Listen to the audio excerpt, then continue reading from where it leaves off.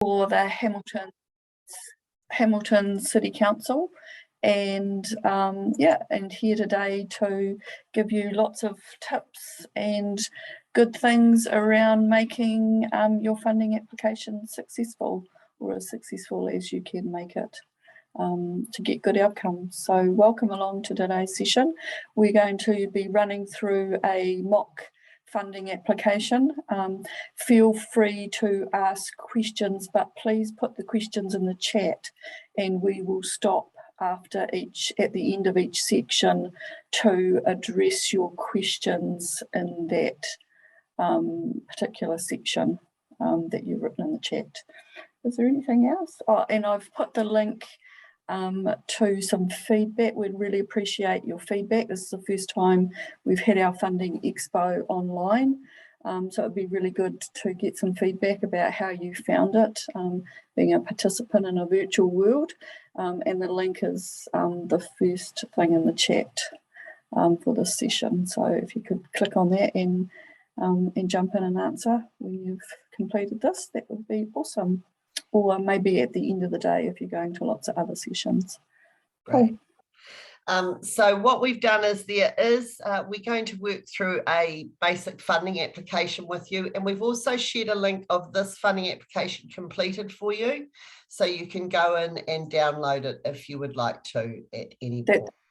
That's on the website, right? That's right, yep. So it's on the website. So it's this application. Right, can you all see my look before you leap? No? That's not a good start, is it? Yes, we could see it. Oh, sorry. Okay, great. Yeah, all good. They're all on mute. Straight away, it's gone to custard and they haven't even started. We're doing hand signals because we're all on mute. Okay, so Sandra, are you going to do the first part for us? Sure. Right. So one of the things that you need to think about before you even start completing an application is whether your organisation or your project fits the criteria of the funder. We get some beautiful applications. I've lost the share screen, Anne. Right, that's okay. Yep. Get beautiful applications that people have put lots of time into, but they've asked for something that we don't fund. And so the answer at the end of the day is going to be no. So make sure that you check the criteria and that your organisation fits. Generally, your organisation has to be a not-for-profit, so a legal status, either a trust or an incorporated society. Some funders say that it's compulsory for them for you to be registered with the charity services, others not so fussy about that, so that's an optional. Make sure that you've got a good structure in your organisation, which is chairperson, secretary, treasurer, some kind of governance structure, and often funders won't fund you unless you've been running for a minimum of 12 months. Located in the region, so some funders like the Hamilton City Council, we will only fund within the Hamilton City boundary, so just check that you are in the right location to meet those funders' criteria as well. Look at the websites to make sure that your project fits their priorities and is what they're going to fund. Can you roll up, Anne? Yes, please. And check the attachments. So often you're able to view the form before you launch into it. So there'll be a list of things somewhere on the form that they will ask you to upload.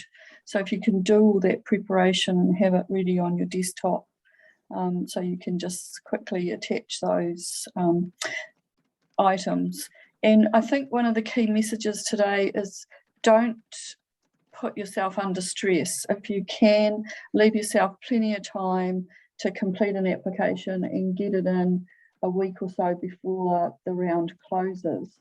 The great thing about groups that submit their applications earlier is that we get time to have a look at them, and if there's something missing, we can contact you and ask you to send it in to us, and we can attach it to the application form. But historically, 75% of the applications come in the last 2 days, and we don't have the luxury of keeping pace with that. At the rate that they come in. So yeah, just try and get it in on time or before time. And if you've got any questions and you're not sure, pick up the phone and ask the funder, and they will steer you in the right direction. Particularly if it's around your project, you might discuss with them, that my project is XYZ, and the funder will say, well, we'll fund X, but we can't fund Y and Z. And so that gives you a bit of a steer on how to focus your application. Cool. And pretty much it's pretty much all online now. I think maybe DB Bryant Trust is still. Yeah, and I think some of the gaming trusts still have paper applications. Paper applications, yep. okay. Yep, some of those do, but mostly online, you're right, yep. Yep. Is that it on that list? Yes, I can't see the chat. Can you see the chat? No. Okay. Can I move that? Yes, I can move that. No, I can't see the chat. So, well, that was not a good thing, was it? Yes, not sure why I can't see it. Okay, I can update you if there's any questions in the chat if you like. Thanks, Lillian. Yeah, because I don't know why I can't see it, but I can't. It's because we're all on shared screen. Oh, yeah, is that it? Okay. No questions so far. Oh, thank you, Lillian. That's great. Oh, well, first part gone. Good. Right, we're on to priorities and attachments. You happy to do that, Sandra? Oh, I've done that. Oh, yeah, you've done all that, right? I've done it. I've gone through the whole thing, yeah. Okay, right, that's fine. Yeah. Okay. So this is, can you all see the grant application form? Good. So this is a application form that is really just a meld of all the type of questions you'll get in most funding applications. Some funders will ask for more than this and some will ask for less, but these are basically the things you'll be asked to inform them. So the organisation name should always be your full legal name, and it needs to be exactly the same as your bank account slip says. So if you are the Community Waikato Charitable Trust, that has to be what is on your bank account as well. Postal address, contact person needs to be the person that can talk to the funder about the application. They may receive your application and just want some further clarity around some information on it. So you need to be that needs to be the person that can talk further about the application. So their position, their email, and a daytime phone number, because most of them work during the day. The legal status. So you need to let them know what sort of legal status you have, whether you're a registered charity, incorporated society, a Māori trust, or an other. Some funders will fund people that do not have a legal status, but it does limit the amount of money you can get from them. So I'm aware COGS will give you some money, but it's under $10,000. And I think Trust Waikato do too, don't they, Lillian?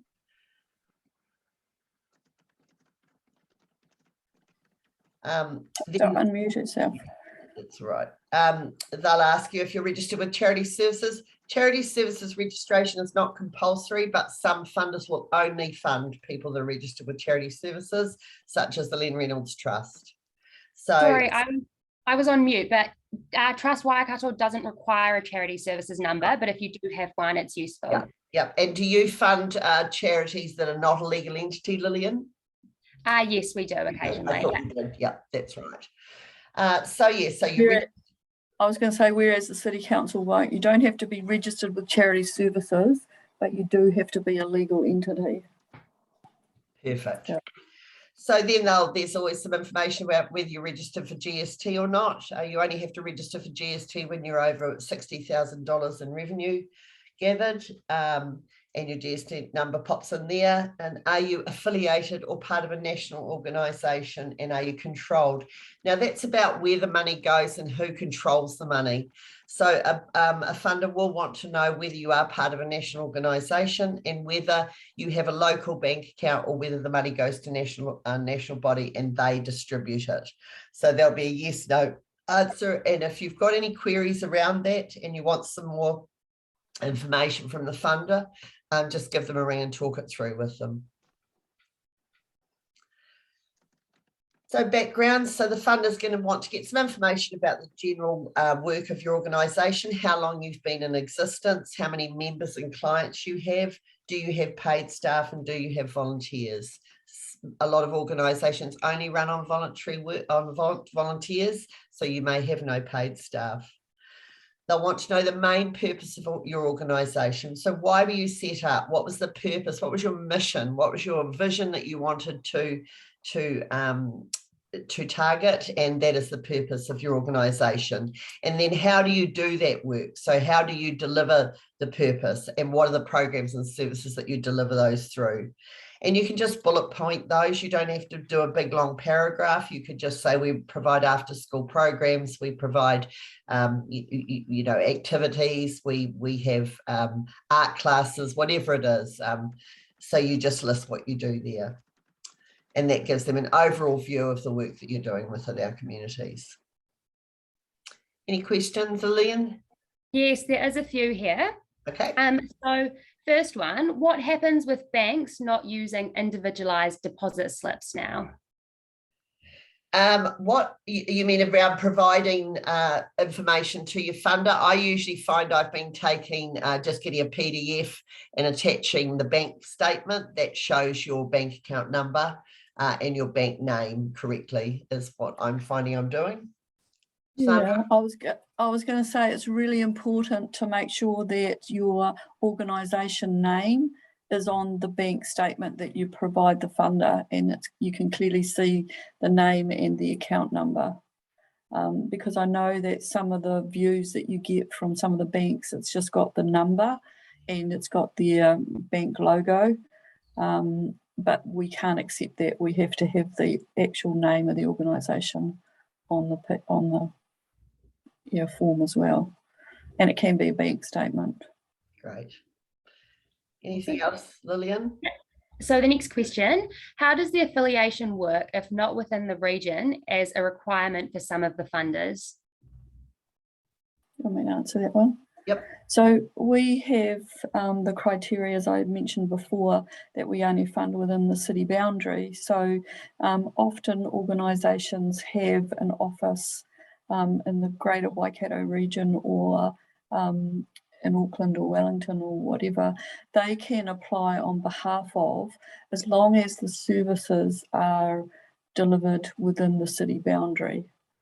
So you can have an affiliation and you can apply for the funding, but as long as the benefit and the delivery of what it is your organisation is doing is within the region that you're applying for the funding for.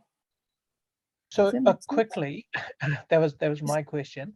So Yes. Does that mean that then the umbrella organisation needs to apply rather than the local association?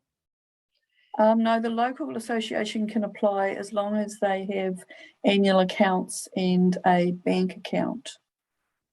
For their individual organisation. They can apply in their own right, yeah. But it's just that some organisations are like centrally located for their administration, and funding seems to be one of those ones that are located. So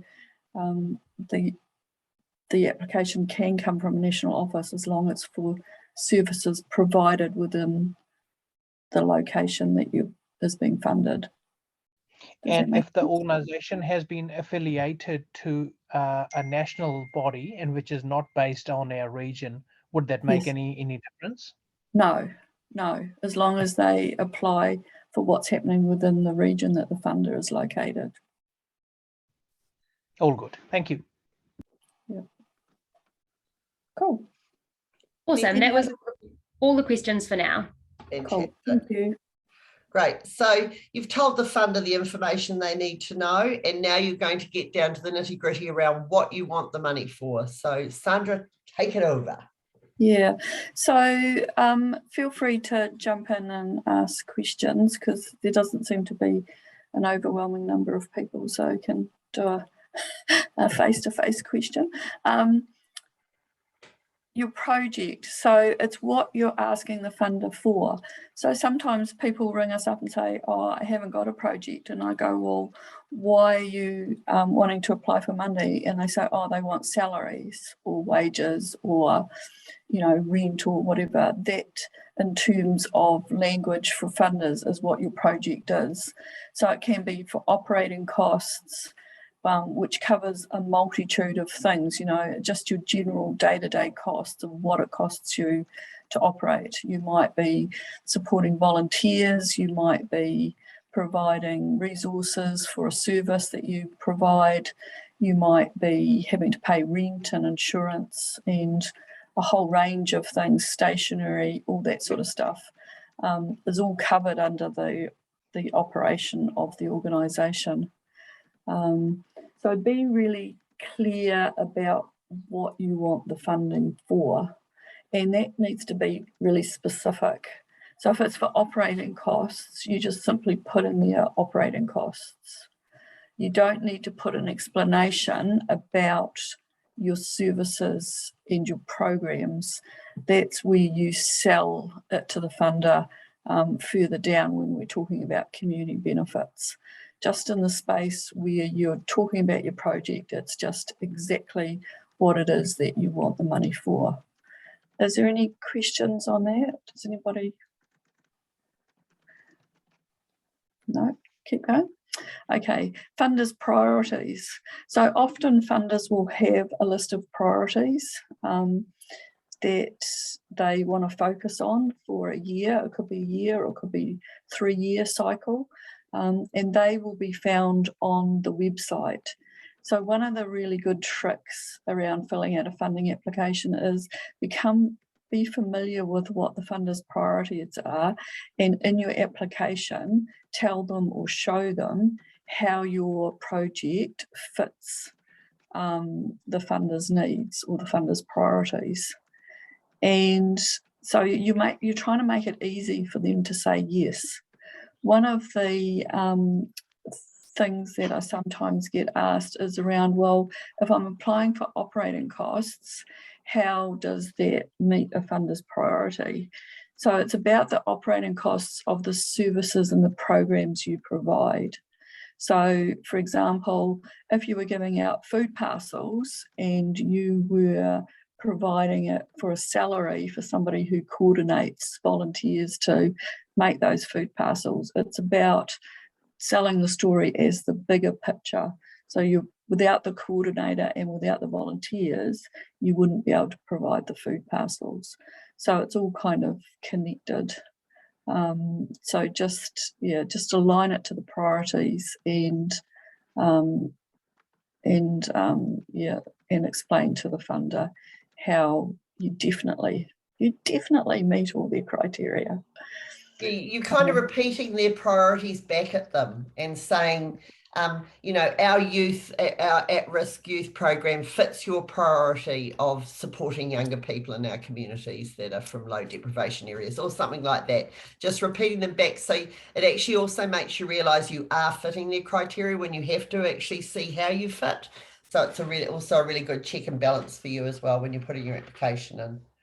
Yeah, often funders' priorities are quite broad. Yep. Like we've got one around being in a city where people thrive, and thriving means a whole lot of things to different people. So it can be relatively simple process to actually explain how you fit the priorities. Try not to overthink it, I guess. Yeah. What are the expected outputs and community benefits outcomes of your project? There will always be a question in the application about this. It might look slightly different, might be worded slightly different, but the funder is going to want to know that if we fund you, how is this going to benefit? And don't just think in terms of your immediate members, your immediate clients. Think about the flow-on effects of the wider community. So, for example, if a group was to ask us to fund some sports equipment, so a few families could get together in a park and go and play softball. When you think about the benefits, it's not just about the kids being able to play the sport because they have the equipment or the gear to do it. It's about the socialisation of the families. It's about the informing support networks. It's about the health benefits of getting out and about and getting out from behind screens. So continually think about the immediate benefit, but also the wider benefit of the impact that it has. There's a difference between outputs and outcomes. Output is always a number. So it's the number of people who are going to benefit. It's the number of people who attend your program. It's the number of people who attend your workshop or receive support from your services. Outcomes is what was the change that you made for those people? What occurred? Did they become more confident? Did they learn new skills? Did it enhance their ability to make decisions? If you're thinking in terms of budgeting, you know, they're able to learn a really good lifelong skill that will take them through the rest of their years to be able to live on their incomes. So outcomes is the change that you're trying to address, and an output is the number of people that are benefiting from what you do. How do you measure and evaluate outcomes? That sounds like a really big thing that you have to deal with, but it can be really simple. If you're in a program that has a formal evaluation running alongside it, that's great. Most programs don't, though. So you can measure and evaluate it simply by getting your participants or whoever's attended to fill out a simple survey. You could do it by a show of hands. You could do it if you're doing a youth service. You could think of some creative ways to measure something. So if a youth group came every Friday for an activity, how did they feel? They might have been feeling like a 2 or a 3 when they arrived, and by the time they were leaving, they felt like, you know, a 6, 7 or 8 or whatever. So you can kind of measure things, be creative, but the funder's wanting to know or give some assurance to the funder that you can figure out that what you're doing is actually making a difference in the community. Project start or finish, pretty straightforward. Be aware that funders will not fund your project if it's already happened. So they won't fund something that's retrospective. But if it's something that's ongoing and you're running on a continual basis, then that's fine. But if you've got a specific start and finish date, like an event, then make sure that you apply for the funding well in advance before that event starts. And with events too, just remember that event doesn't just, it's not just the day of the event. There's a lot of pre-planning when you have an event, and there's a lot of stuff you have to do after your event finishes. So when it says project start and finish, make sure you allow enough time to do the pre-work for the event, and then the accountability and return and acknowledgement of sponsors and all that other stuff that is part of it, just to give yourself enough time. And obviously things like your salaries, your administrator salary might be an ongoing expense. So things like salaries tend to be ongoing if they're a constant part of your organisation. Any questions, Lillian, at the chat? No questions at the chat. Oh, good. Everybody all right? Any questions in the live? Cool. Good-o. Right, Yeah. so now we're going to move on to the budget. So you've talked to the funder about what you want the money for. So depending on what you're wanting the money for, depends on what your budget will look like. So Really important that, especially for any lottery money or Department of Internal Affairs money, if you're attaching a budget, you must be date specific. So it must be the 1st of April 2022 to the 31st of March 2023. If you don't put documents in the correct format, you can be declined straight away. So you're going to create a budget. So if it's an operational budget, it is going to usually be for your financial year, and it will be your expenses for your operations for a year. And on the other side, on the income, you're going to say, well, where are we going for the money to support our operations? So we'll be going to Trust Waikato for some money. We're going to go to the Hamilton City Council for some money. We'll go to Lottery, Tyndall. The funders we know support the work that we do. We've already checked that we fit their priorities. And you're going to indicate to the funders, to the funder, who else you have gone to for that project, okay? If you were going for just a youth program and it was maybe only $10,000, you only need to tell the funder which other funders you have gone to for that project. Does that make sense?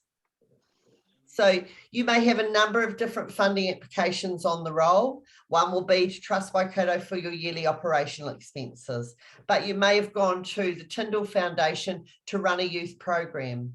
So that are two different applications going on. So you need to tell the funder for this application, who else have I gone to? Because the bigger your project, the more funders talk. So if Lillian at Trust Waikato knows that there is a reasonably big project going on in the community, maybe there's a build of some form under $1 million going on, she'll be wanting to talk to the other funders to find out how they're seeing the application and whether they're going to be funding it. And the bigger your project, the more likely you may need to stage your project, especially things like buildings tend to be staged. And so you will talk to your funder and have a relationship with them and talk to them about the project as it goes along.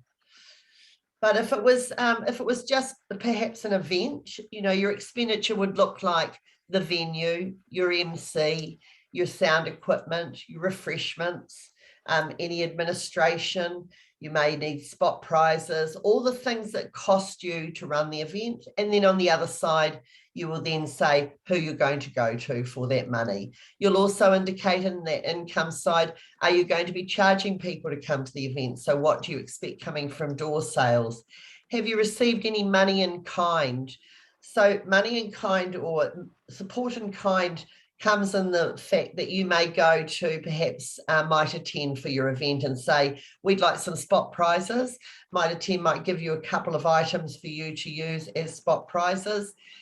So they are something that would normally be an expense for you to provide those. So you would put them on both sides, wouldn't you? You'd say spot prizes or prizes at the event, and then income would be provided in kind by Mitre 10. Does that make sense? Yep. And also make sure that if you're running an event and you have volunteers, make sure you capture that work. If you've got 20 people working on your event on the day, they're all going to do 8 hours a day, cost that time out at the living wage. So then on the expense side, it would be labour or voluntary time, and you'd put a cost, and then on the income side, that's being provided for free. So you're showing the funder what else you have done for yourself that you're not looking for money for, but is your contribution to the project or the event or the item. Is there anything else you'd like to add, Lillian? Yeah, I'll add, just from a funder's point of view, it's really good to see so for Trust Waikato, we're only a partial funder. Yep. So if someone comes to us for 10% of the project cost, but they haven't got any other funders listed or any other sources of income listed, you'll likely be declined just because we're only going to fund 10% of the project. Where are you getting the other 90% from? So for us, it's really important to see who else you've approached and who else you've gone to, just so we know your project will get across the line if we contribute to it. But that's probably all I'd add on there. And there is a question in the chat, I think. Yes. How does funding for I've just opened something. How does funding for a startup social enterprise work? Do community funders support these? I'll leave that to you guys to answer that. So Tyndall Foundation is the money that Community Waikato looks after. We would not fund a startup of a social enterprise. I don't know what you guys' opinion is. Lillian, do you fund social enterprise? I think it would be rare if we were to, and it would require a one-on-one chat just to see what the project was specifically. Yeah. What about you, Sandra? Yeah, so we tend not to fund organisations that haven't been operating for at least 12 months because we require a financial track record. And so I guess that makes it pretty tricky.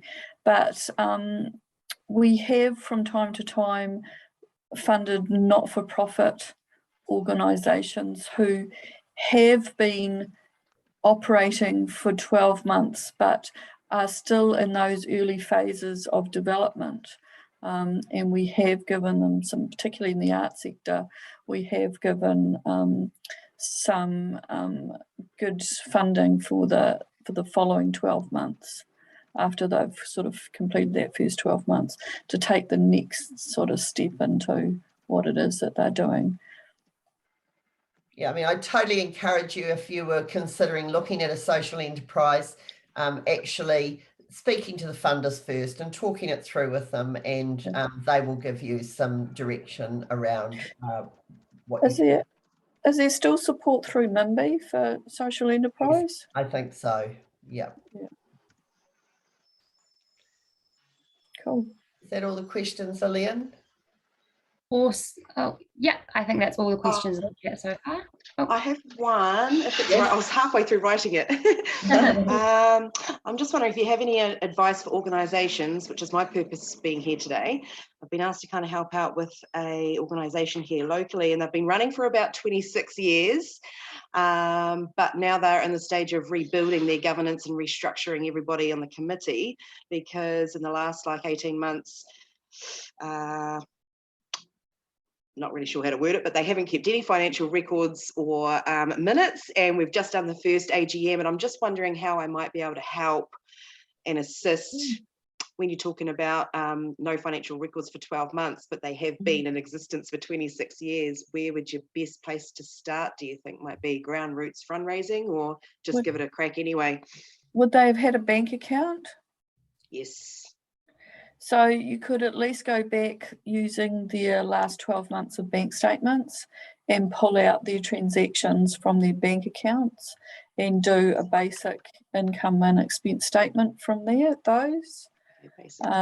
which would give you pretty much a bit of a snapshot of the last annual accounts. Yeah, minutes for AGMs and things like that are usually required by gaming machine trusts rather than like the City Council or Well Energy, or so you're not too bad off with those. But yeah, it'd be really cool to actually give some support to that group to just document a few things going forward, so make it easy for them to apply for funding in the future. And I think, Raquel, when you start submitting applications on their behalf, ring those funders and let them know that they're coming, and just say, this is where we're at. This is what we've done to try and, recapture that 18 months, so that they know, you've already talked to them about it. They'll be, oh, that's right, Raquel was going to send this and she's tried to recreate that 18 months. And then, they can always question you further if they need to and ask you for documentation. Great. Thanks, team. Thanks. Wonderful. So just finishing off with that budget stuff. So obviously you've got total expenses, you've got some income coming in, and then there's the amount you'll be applied for. Some applications, if it's a big project, you might have a number of applications in, and some you may have confirmed and some you may be waiting for the answer. So you would just let the funder know that. Okay. So in the attachment that is on the website, this is completed for you. There is a budget completed for you. So I would encourage you to have a look at that, because it just makes it a bit more clearer for you. If I was very savvy, I'd be doing whiteboard apparently on Zoom, but I'm not very savvy, so I'm not doing whiteboard on Zoom. Okay, any more questions about the budget? Otherwise, we'll move on to the next piece. Good-o. Right, so the next part is your financial summaries. This is stepping back again around the whole of your organisation. So the funder will want some information. It's usually up for a 12-month period. So we all have a different financial year, usually 31st of March, 30th of June, 31st of December, whatever it is. So for that period of time, for that 12 months, so for Community Waikato, it's the 1st of April to the 31st of March. So in that, I would put in for the period 1st of April 2021 to 31st of March 2022, we had so much income, we spent this much, and we either had a surplus or we had a deficit. And then the funder will want to know how much money you have in the bank. Okay, so if you've got $50,000 at the bank on the month before you submit your application, you need to tell the funder what that money is for. Okay, so if you think of your money in the bank as pots of money for different applications and different projects, so you just need to know of the money in your bank, what is that for? And some of that money in the bank can be your reserve fund. Okay, so good practice says we should have money in the bank to allow us to be able to pay our bills for at least 3 months, because then if you have no more money coming in, you can still pay your outgoings. So if some of your money in the bank is part of your reserve fund, that is absolutely fine. And then you may say it's for our youth program and it's for an event, or we're saving for a vehicle. Okay, but you tell them what the money is for and they'll be fine with that. If you say you have $50,000 in the bank and you don't tell them what it's for, they'll say, well, what do you need our money for? Okay, so always really important you tell them why you have that money and what it's tagged to. All right. We've got 2 questions in the chat. Yep. So please, are we able to get a recording of this to go back over and maybe a template of the funding application? So yes. I can answer that one. Yes, we can upload this recording, I believe, to the Waikato Funders website. Yes. And a template of that as well. Yes. And then the next one is, do you need quotes for everything in the budget? Sometimes it's difficult to get. Right, so if you're in a small area, it can be hard to get more than one supplier for some quotes. So if it's things like sound systems and you're in Tokoroa, there may only be one provider, and you would just talk to the funder about that. The funder will usually indicate how many quotes they want. It's usually 2. And quotes, tend to be for things like equipment. So they need to be time ready. So they can't be really, really old. Some funders want the quotes. They don't want you to just print something offline. They actually want it in writing. If it's quote for building or anything capital wise, there will need to be a real supplier quote with that. So depending on the funder, depends how many you need, and you need to make sure they are not old and they are within a certain period of time. So not older than 3 months old. I was going to say quotes are usually just for for capital items. They're not needed for general operating costs like your phone or whatever, unless it's something really, I guess, specific. If you're running an event and you need some kind of special insurance or something like that, maybe then the funder may ask you for a quote. But generally it's for capital items rather than general operating costs. Great. All right. Up to accountability. Right. So accountabilities, acquittals, or they're also called result-based reports. So it's all just language. It just means, have you received money from this funder before? If you have you accounted for it? Some funders have a form that you need to fill out and you need to provide receipts, especially with our gaming trusts. Some will just have a tick box that just says, have you spent the money we gave you last year? Okay, yes, no. Have you got any of it left over? And if you have, they'll want to know why. I think with people like COGS, if you don't spend the money, you need to return the money now. So they used to allow you to carry it over, but that's not the case anymore.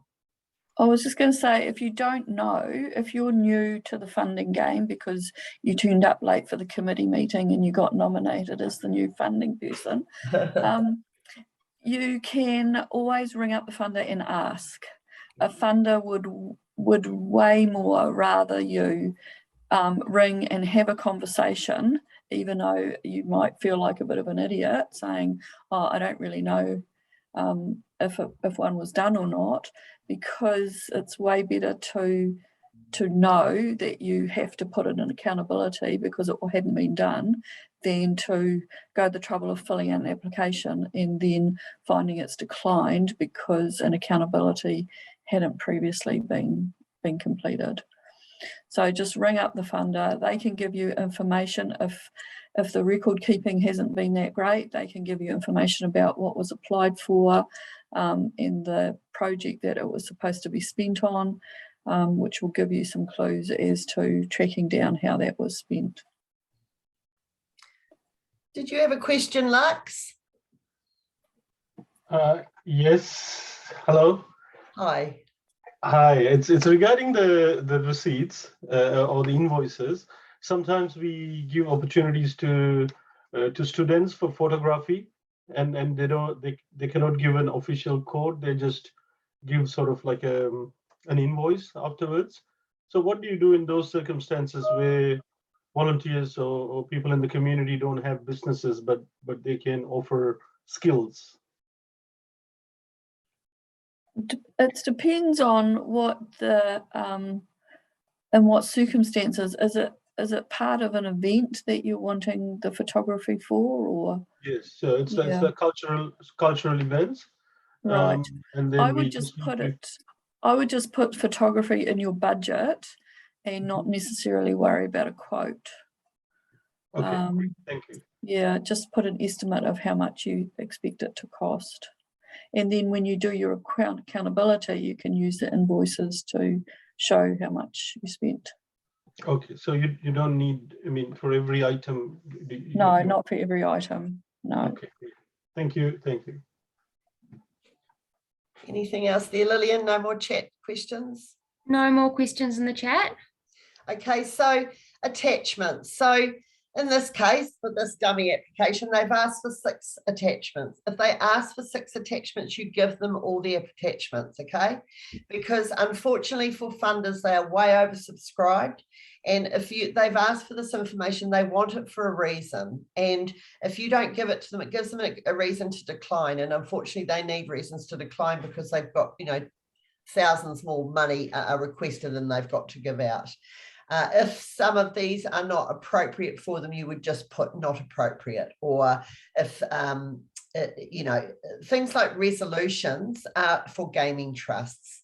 Our philanthropic and statutory funders do not require resolutions, but gaming machine trusts do, because they are under much stricter criteria. So a resolution has to be in your minutes, and a resolution would be something like, Anne Douglas will apply to Grassroots Trust for $5,000 to purchase a photocopier in June 2022. Those minutes and that resolution will need to be attached to your application to the gaming trust. So with resolutions, obviously you have to, that thing about getting prepared. If you are going to apply to Lion Foundation next Friday and you haven't got a committee meeting before then and you can't make resolutions by email, then you are not going to be able to make that application, because without the resolution, they will decline your application. Okay, so just being prepared around that stuff.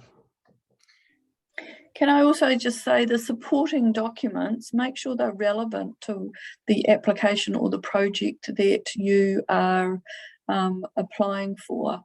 Don't send, your whole, resource consent in for something that you might be just doing, an addition or a small whatever. We don't need to see the whole resource consent document.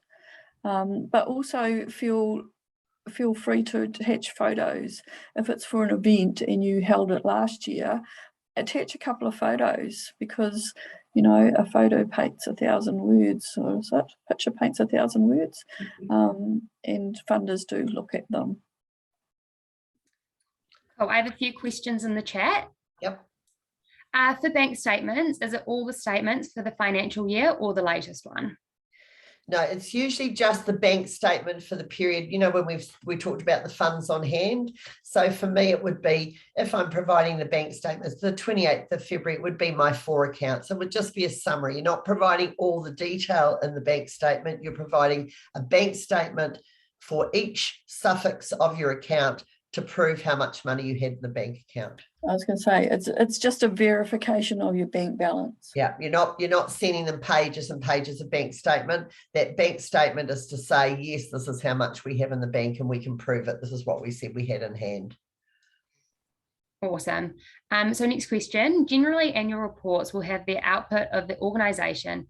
Is this what's expected from the chairperson's annual report or something different? Would you have an example of it? Yes, so depending on how you're preparing your accounts, so if you are preparing your accounts under the Charity Services XRB framework, there's some very clear way you need to prepare them. Your chairperson's report, a chairperson's report is really to let the funder or the people that want to know about your organisation know what has happened for your organisation in that financial year. And then the non-financial information that you put into your annual returns is around the outputs and outcomes. And that's that stuff you need to measure from one year to the next. So people like community houses, how many people came through their door every year? How many people attended their programs? So those are the outputs, and they are recorded in your non-financial information in your annual accounts. Does that make sense? Yep, so you've got in your annual accounts, you've got your financial stuff, which is how much money came in and how much money came out and all that sort of stuff, and your assets and blah, blah, blah. But then also as part of your annual accounts, you've got your non-financial information, which is your work you do, the programs you provide, and your numbers around that. And you don't capture stuff you can't measure, you know. It's got to be stuff you can measure from one year to the next. You've got to be able to say, this was how many came through last year and this is how many came through this year. I was going to add the chairperson's report just gives a funder an overview of the activities that you've done throughout the year. I was just thinking, one reminder is if you are asked to provide minutes of your last 2 or 3 committee meetings, often a gaming machine trust will ask you for these. Just be careful and be aware of how those minutes have been recorded. I remember in my early days as a funder receiving minutes, and there was an argument amongst the committee members, and it was recorded verbatim in the minutes, and the minutes were sent to us. And so that made really interesting reading, but not so good reflection on the community group. But just put discussion was held. You don't have to put every little thing in the minutes. Awesome. Thank you. Okay, so if you are unsuccessful with funding and want to reapply to the same organisation, do you need to keep getting new resolutions, or can you use the original one? New resolution, because it's date stamped, so you do have to, like, you can't use a resolution that's 3 years old. You have to use one that's current, and I think it has to be within a 2 or 3 month period for a. Yes. And it's usually only for a gaming machine trust that requires a resolution. Yeah. Awesome. Thank you. And last question in the chat. For a new program or group, would you advise umbrellaing under an established group that has over a year of running, e.g. a community youth project applying for funding through a community house? Yeah, umbrellaing can be a tricky thing. I think as long as that community house is happy to umbrella your money, that's fine. But they obviously have to be aware of, they're going to have to talk to the funder about the fact that they are umbrellaing somebody else's money. But yeah, that is a way for you to ensure you can go ahead with your program. But at the end of the day, the person that is umbrellaing your money are then the people responsible for it. And check out with the funders before you go to the trouble of doing that, because there's several funders that will not actually fund umbrella applications. Yeah, absolutely. So check out who does that to make sure it's worthwhile. before you go down that track. Thank you. And no more questions here, but I can see that Lux has his hand up. Sorry, just a quick question. The umbrella organizations, sometimes they want to allocate some funds from the grant for their operations. I mean, to do their financial, the annual financials.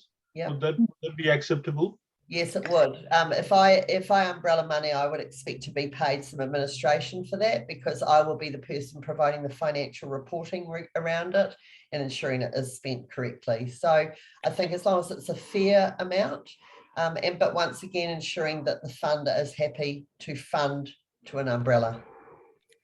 Okay, I was also going to say, make sure it's transparent. So when you're doing an umbrella application, and if you are going to pay the umbrella organisation or koha for their support, then make sure that is in your budget in the application, and that the funder is aware that that some of the funding might go to do that. Try and be as open and transparent as possible. So in your experience, what's the sort of percentage is acceptable in terms of koha or the admin fees? I charge 15% of the total cost of the project. Okay, thank you. That's what I do. But, you know, maybe you want to speak to the funder before you do that and say, would 15% be okay? Just so you're all on the same page. Great, thank you for that. Awesome. So we've just had one more in the chat. There's not too much of the form to go through, is there? So no, we're just about finished. Yeah, we've only got the declaration to go. Awesome. So this is a follow on from the umbrella in question. Cool. So say I'm new to a new youth project with no evidence of running anything, but I have a group of youth and we want to do something. Can I apply for funding if I have not been an entity for a year? Bit confused. No. No. Basically, no. Except, I think, does Trust Waikato accept groups who haven't been operating for a year? Yes, but it is rare. So again, you're best to talk to the funder. We do like to say that you've been operating for a year, just to know that you'll be sustainable. At the very minimum, to be able to apply for funding, you have to have a bank account, and you have to have some kind of committee structure. It can't be really just a group of people who meet, you know, once every Friday to do some very cool, fun things. There has to be some sort of structure to support that, and a bank account for obviously the funder to be able to pay into, and some financial transactions be recorded in some shape or form. Awesome, thank you. And then how do we operate without funding if a group is just starting? Yeah, it's catch-22, isn't it? Tricky. You could try crowdfunding to get started. Put yourself up on, is it Give a Little, to see if you can get some donations, or just approach some local families to see if they can give donations to get yourself started. But you will need to open that bank account, even for those koha to be paid into the account. Cool. Did you have another question, Lux? Was your hand up from before? Sorry, that's from before. Okay, that's fine. No problem. And so just the final part of the application is your declaration. It's probably not as pointy-headed as it used to be, but it's really important that your office holders do sign your application, because at the end of the day, it is your governance board or your committee who are responsible for ensuring that the money is spent appropriately. So even though I do all the funding for Community Waikato, I do not sign the applications. It is my governance board and my CE that is responsible for ensuring it is done correctly. I'll get in trouble if I don't spend it properly, I assure you, but it's really important that your governance are aware of what applications are going in, and that they are aware that they can't go, oh, we didn't know that it didn't get spent appropriately, because that is what governance is about, and your committee is about having processes in place to ensure that your money is spent correctly and recorded, and that you have a good paper trail, so that everything is transparent for both parties. So in this case, they have to jump up and down the main street for a period of time specified by the committee. So they better know what they're signing for. Jokes. I was going to say it is a legal declaration, so you do have some obligations. So just be aware if a funder is asking you to put their logo on your printed material or whatever that might be, that you're happy for that to happen. So that is us. As I said, the completed application is sitting on the Funding Expo website, so you can go through and it will give you some prompts to remind you some of those areas that you might forget we talked about. But, you know, once again, we encourage you to talk through your project with a funder if you're not sure. If you go on a website and you think, I think we fit them, you know, I think our work fits their priority. But if you're not sure, once again, a funder would rather talk it through with you and ask you any questions they may have before you actually go to the trouble of making an application. Is there any final questions? Oh, that's awesome. Thanks, team. Okay, well, I'll just close our meeting and then you can go off and jump into some other Zooms, hopefully. So, kara kia whakamutanga, kia horo marino, kia piki te kaha, kia mo te aroha, kia tau te rangimari e. May the sea be calm, may you remain strong, may love be constant, and may peace be with you. Have an awesome day, people. Thanks for joining us. You too. Awesome. Thank you. Thank you.